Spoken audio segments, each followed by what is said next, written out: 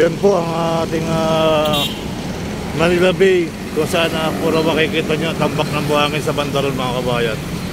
So yan po yung buhangin sa ating Manila Bay. Ayan. So maraming ibon na piniliparan.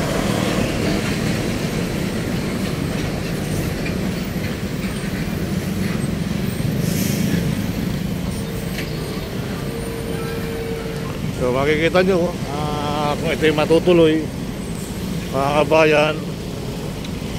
Yan yung thumbnail natin. Yan yung ating kahabaan ng puro buhangin na. At palibutan ng buhangin yan mga kabayan. Kaya mangyayari, nasa thumbnail natin yung ating suspended pa naman.